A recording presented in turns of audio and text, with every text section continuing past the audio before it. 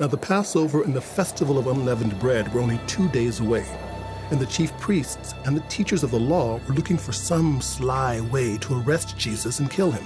But not during the festival, or the people may riot. While he was in Bethany, reclining at the table in the home of Simon the leper, a woman came with an alabaster jar of very expensive perfume made of pure nard. She broke the jar and poured the perfume on his head.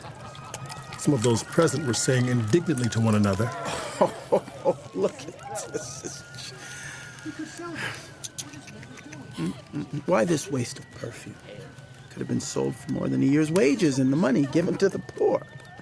and they rebuked her harshly. Leave her alone. Why are you bothering her? She has done a beautiful thing to me. The poor you will always have with you, and you can help them anytime you want. But you will not always have me. She did what she could. She poured perfume on my body beforehand to prepare for my burial. Truly, I tell you, wherever the gospel is preached throughout the world, what she has done will also be told in memory of her. Then Judas Iscariot, one of the 12, went to the chief priests to betray Jesus to them. Well, they were delighted to hear this and promised to give him money. So he watched for an opportunity to hand him over. On the first day of the Festival of Unleavened Bread, when it was customary to sacrifice the Passover lamb, Jesus' disciples asked him, "Where do you want us to go and make preparations for you to eat the Passover?" So he sent 2 of his disciples, telling them, Go into the city, and a man carrying a jar of water will meet you. Follow him. Say to the owner of the house he enters, the teacher asks, where is my guest room where I may eat the Passover with my disciples? He will show you a large room upstairs, furnished and ready. Make preparations for us there. The disciples left, went into the city, and found things just as Jesus had told them. So they prepared the Passover. When evening came, Jesus arrived with the 12. While they were reclining at the table eating, he said, Truly, I tell you, one of you will betray me, one who is eating with me. They were saddened, and one by one they said to him, Surely not I. Surely not I. "Surely not I, Lord." It is one of the 12, one who dips bread into the bowl with me. The Son of Man will go, just as it is written about him. But woe to that man who betrays the Son of Man. It would be better for him if he had not been born. While they were eating, Jesus took bread, and when he had given thanks, he broke it and gave it to his disciples, saying, Take it. This is my body. Then he took the cup, and when he had given thanks, he gave it to them, and they all drank from it. This is my blood of the covenant, which is poured out for many. He said to them, Truly I tell you, I will not drink again of the fruit of the vine until that day when I drink it new in the kingdom of God. When they had sung a hymn, they went out to the Mount of Olives. You will all fall away. For it is written, I will strike the shepherd, and the sheep will be scattered.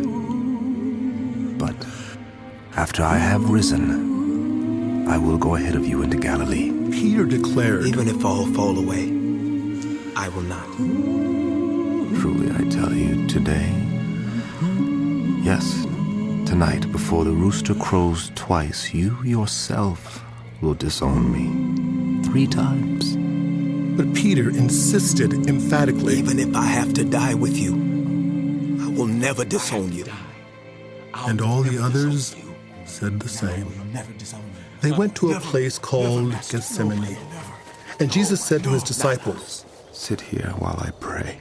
He took Peter, James, and John along with him, and he began to be deeply distressed and troubled. My soul is overwhelmed with sorrow to the point of death. He said to them, Stay here and keep watch. Going a little farther, he fell to the ground and prayed that if possible the hour might pass from him. Abba, Father, He said, everything is possible for you. Take this cup from me. Yet, not what I will, but what you will. Then he returned to his disciples and found them sleeping. Simon, He said to Peter, are you asleep? Could you not keep watch for 1 hour? Watch and pray so that you will not fall into temptation. The spirit is willing, but the flesh is weak. Once more he went away and prayed the same thing. When he came back, he again found them sleeping because their eyes were heavy. They did not know what to say to him. Returning the third time, he said to them, Are you still sleeping and resting? Enough! The hour has come. Look, the Son of Man is delivered into the hands of sinners. Rise, let us go. Here comes my betrayer. Just as he was speaking, Judas, one of the 12, appeared. With him was a crowd armed with swords and clubs, sent from the chief priests, the teachers of the law, and the elders. Now the betrayer had arranged a signal with them. The one I kiss is the man. Arrest him and lead him away under guard. Going at once to Jesus, Judas said, Rabbi. Seize him. and kissed him. That's him. The one Judas The men kissed. seized Jesus and Seize arrested him. now. Then one of those standing near drew his sword and struck the servant of the high priest, cutting off his ear. Am I leading a rebellion that you have come out with swords and clubs to capture me? Every day I was with you, teaching in the temple courts, and you did not arrest me. But the scriptures must be fulfilled. Then everyone deserted him and fled. A young man wearing nothing but a linen garment was following Jesus. When they seized him, he fled naked, leaving his garment behind. They took Jesus to the high priest, and all the chief priests, the elders, and the teachers of the law came together. Peter followed him at a distance, right into the courtyard of the high priest. There he sat with the guards and warmed himself at the fire.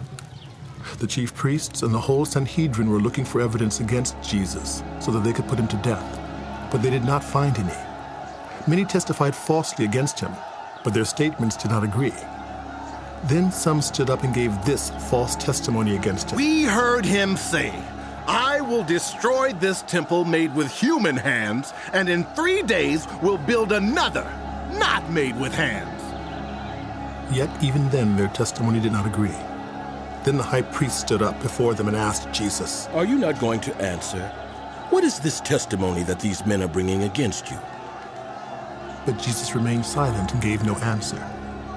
Again the high priest asked Are him, you the Messiah, the Son of the Blessed One? I am. And you will see the Son of Man sitting at the right hand of the Mighty One and coming on the clouds of heaven. The high priest tore his clothes. Why do we need more witnesses? You have heard the blasphemy. What do you think? They all condemned him as worthy of death. Then some began to spit at him. They blindfolded him, struck him with their fists, and said, Prophesy to us, Messiah. Prophesy! Who hit you? Prophesy! Hell! and the guards took him and beat him. King of the Jews. While Peter was below in the courtyard, Look at one it. of the servant girls of the high priest came by. When she saw Peter warming himself, she looked closely at him. You also are with that Nazarene Jesus. She said, but he denied it. I don't know or understand what you're talking about. He said, and went out into the entryway. When the servant girl saw him there, she said again to those standing around. This fellow is one of them. Again, he denied it. After a little while, those standing near said to Peter, Surely you are one of them, for you are a Galilean. He began to call down curses, and he swore to them. I don't know this man you're talking about. Immediately, the rooster crowed the second time. Then Peter remembered the word Jesus had spoken to him. Before the rooster crows twice, you will disown me 3 times. And he broke down and wept.